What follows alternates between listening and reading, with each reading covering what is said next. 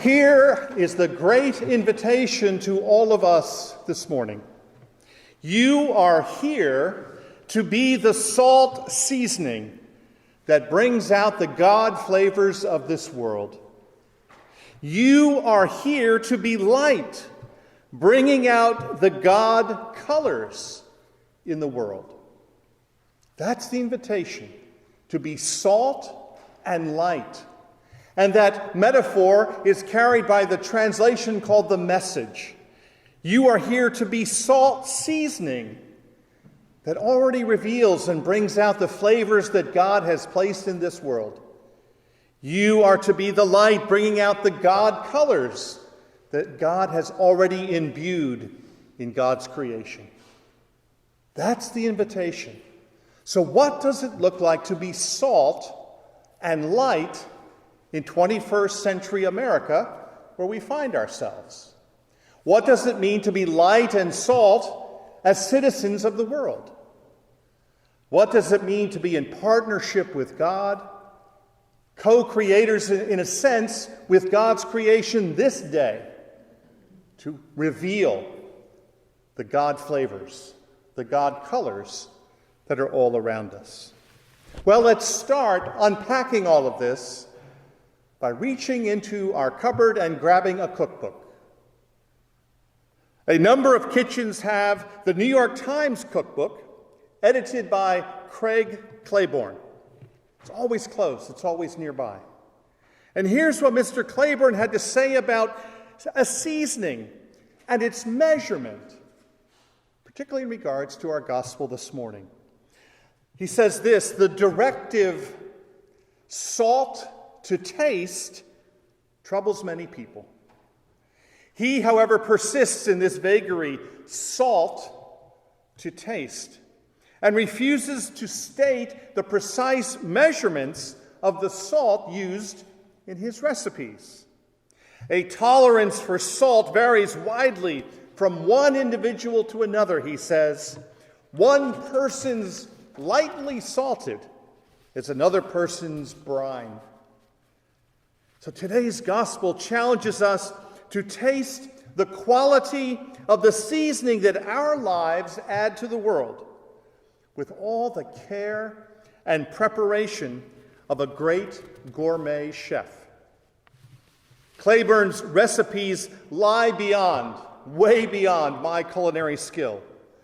But nonetheless, I have been assigned, and you have been assigned, to the preparation of an even greater delight, the kingdom feast. We are the salt, intended to bring the savor of God's love to the world that God created. Jesus cautions us against being stingy with our seasoning. Flavorless salt, he warns, is useless, worth less than nothing at the banquet table. The love which seasons us overflows in our lives, flat with hopelessness and bitter with sorrow. That salt overcomes that sorrow, that hopelessness. Otherwise, if it doesn't, we become the tasteless condiment that Jesus condemns. But Claiborne's caution against too much salt applies equally to us as well. Too often in our history, Christian salt has been used with such a heavy hand, it has become an irritant to the wounds of this world. If the ability to season the world with divine love begins, as it must, with the assurance that we bask in that love, that certainly presents the risk of excessive zeal and an unquestioning self-righteousness. With brash confidence, the church sometimes has shaken an excess amount of salt across the creation. The mandate to carry out the gospel to the ends of the earth can be corrupted by those who are overzealous. The Crusaders, for example, defended the faith against the rise of Muslim belief by bloody warfare with the inhabitants of the Holy Land. The news of salvation traveled to the New World at the point of a sword, and Native Americans were reduced to slavery and degradation. Christianity has much to learn from those earlier eras, especially here in America. We are now inhabitants of a pluralistic society, and we shudder at the thought of being salt in such a heavy-handed way.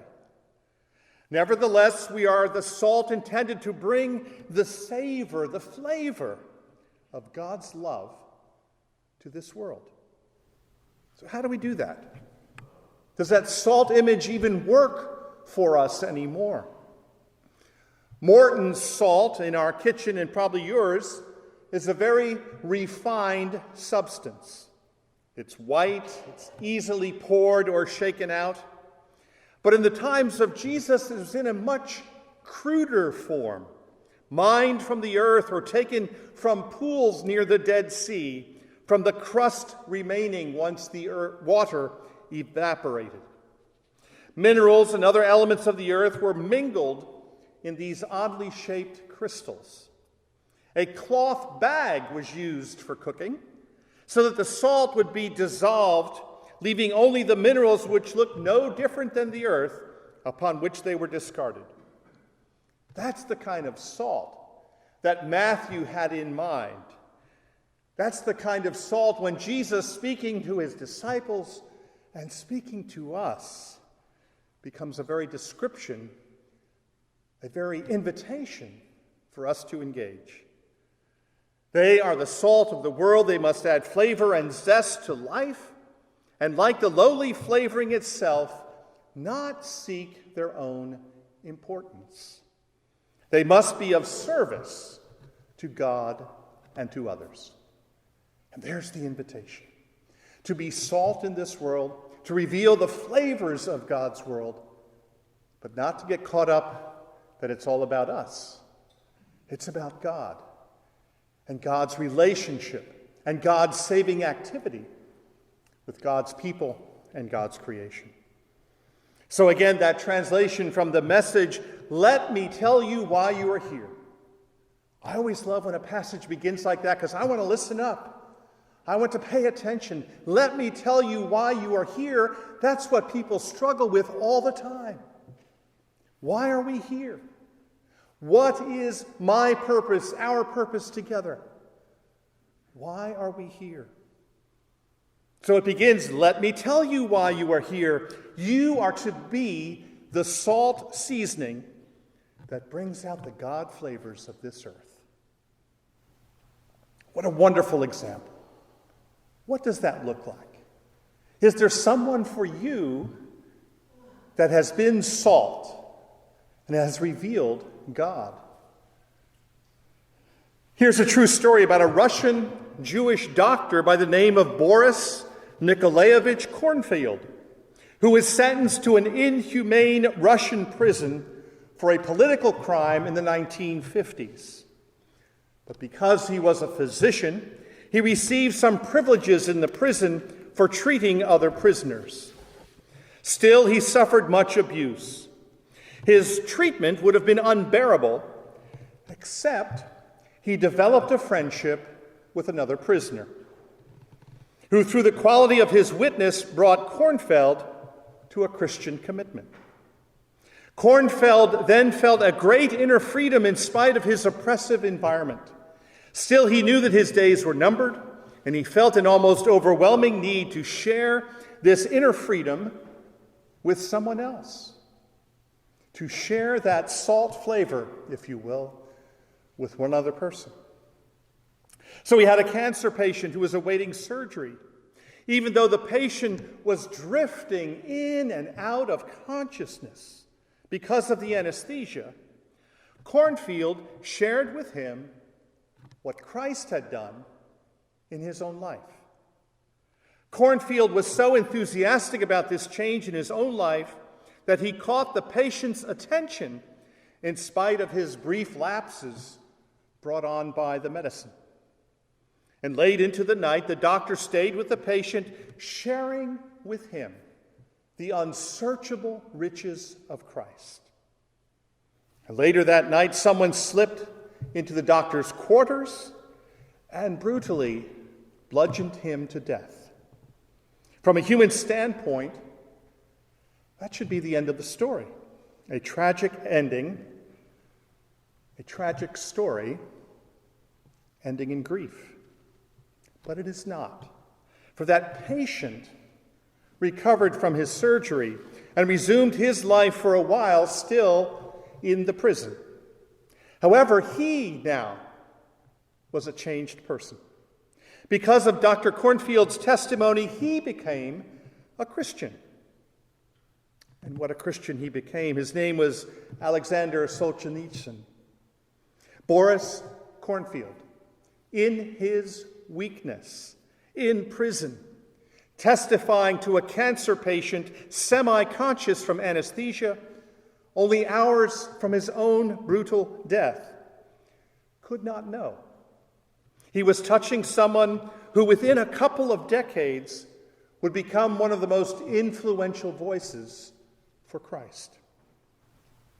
Solzhenitsyn, through his writings and witness, helped plant seeds to help and overthrow the oppressive Stalinist regime of communism in Russia.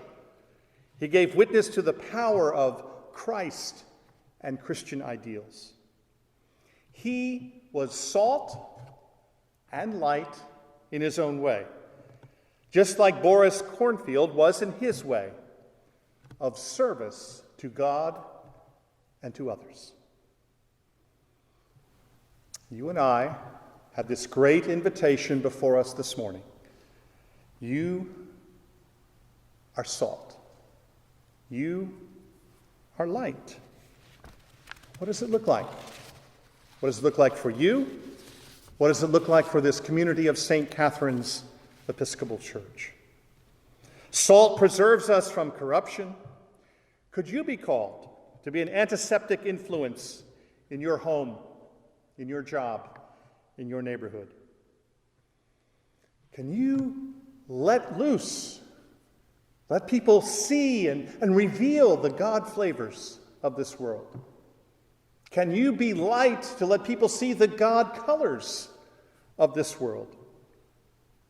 We need to explore and to claim the radiance of our Christian faith, the sheer joy that we live a grace-filled life that will invite anyone we meet to ask us, where does that come from? How do you do that? Tell me more. We've managed, if that happens, to bring the savor and light of God's love to the world. Amen.